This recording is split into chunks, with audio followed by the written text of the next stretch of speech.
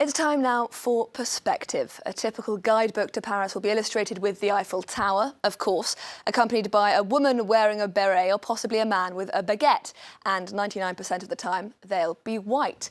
And yet Paris is an extremely diverse and multicultural city. My guest today is keen to show another story of the City of Lights, that of its immigrant populations, their history, politics and culture. Kevin Donat is the founder of Le Paris Noir, or Black Paris, a series of alternative walking tours here in the French capital. Thank you very much indeed for coming on to speak to us. Thank you for having me. Here at France 24. What makes your tours different? I think my tours are different because I, on purpose, chose to specialize and to focus on the Black history of Paris.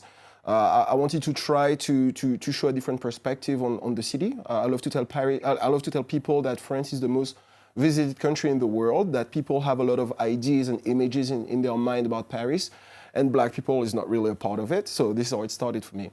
And why don't you think that Black people have been part of the way foreigners see Paris? I think there are lots of reasons, but the main one is from the French themselves, where we don't really want to talk about these issues, or we don't talk about race so much. So the message, or like I would say the vision that we are giving about ourselves, about France, is completely whitewashed in a way. And so it was a way for me to answer questions of people who were really surprised by the diversity in Paris. So this is how it started.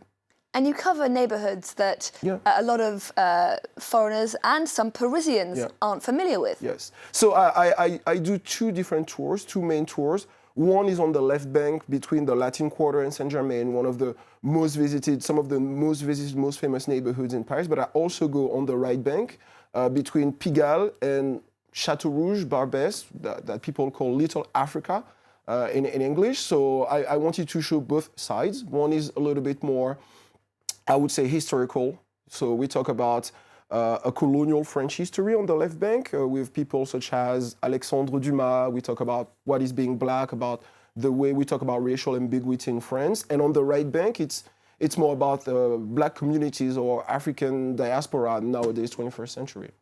Now, Paris is extremely ethnically diverse, a huge number of North Africans, West Africans, Indians, Sri Lankans, I could go on.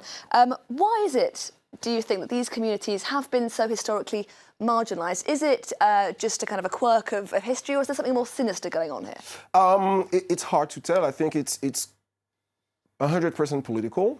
I would say that if you look at the diversity that you will find in Paris, you've mentioned different communities. It's not always reflected in the culture. When I say the culture, I mean TV, movies. It's not something that is really visible, or it's not visible for so long. So for me, it's not a coincidence. It would be impossible for me to say, wow, people never knew about that. It's just a coincidence. I think there's maybe a guilt or sort of awkwardness about these issues in France, and the outcome is people of color tend to be a bit invisible, I would say.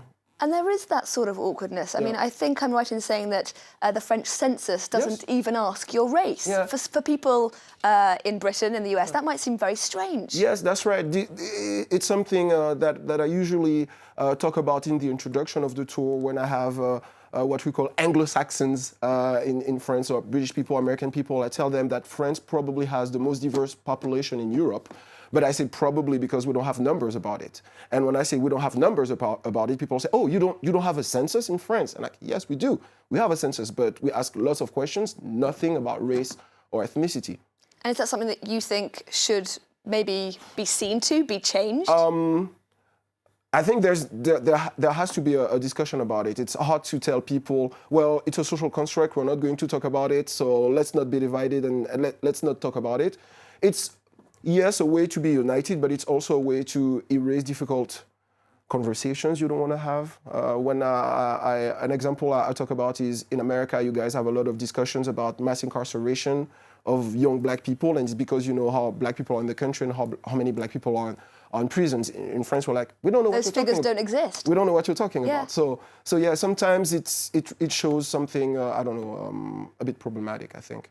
Now, you do your tours in French and also English for tourists, but also, I imagine, for people living here in Paris. Yes. How do reactions from the two groups differ? I would say that French people would ask, how come we never heard of that? So I talk about people, I don't know, like Gaston Monnerville or Félix Éboué, people were from the colonies and who had an important position in the 20th century and that we forget about.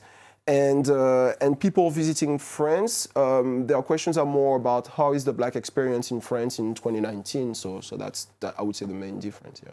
And what about the anecdotes that people are most surprised to hear? Could you share one or two with us?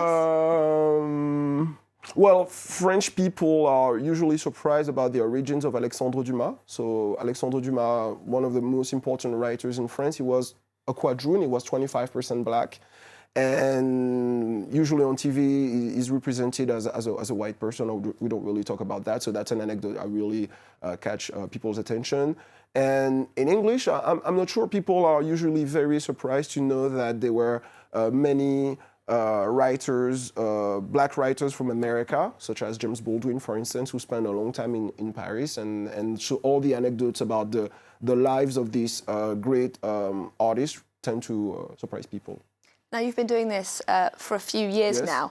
Has your experience of giving the tours changed as you've interacted with people who've decided to take them? Yes. The tour I'm doing now is absolutely not the same as 6 years ago because I'm lucky enough to be able to do tours in both languages. So when I do the tours in English, I don't have the same reaction as the tour in French. And in a way, it's a way for me to, I don't know how to say it, but to answer questions that people ask me like weeks before, but sometimes the answer is on a different tour, and it's something that is really challenging and exciting for me because, as I said, the reactions on both sides, whether it's in French or in English, it's not the same, so it's really helping to be able to do both, yeah. And positive reactions you've been getting from people taking your tour? Yes, it's mostly good reactions, something like positive reactions, and I feel really lucky about that. I think most people coming on the tour come with an open mind and they want to know more, and I think it's great. Yeah. It sounds fascinating. Kevin Donat, founder of Le Paris Noir, That's right. walking tours here in Paris with a slightly different take on history, on culture. Thank you very much indeed for coming to speak to us here at France 24.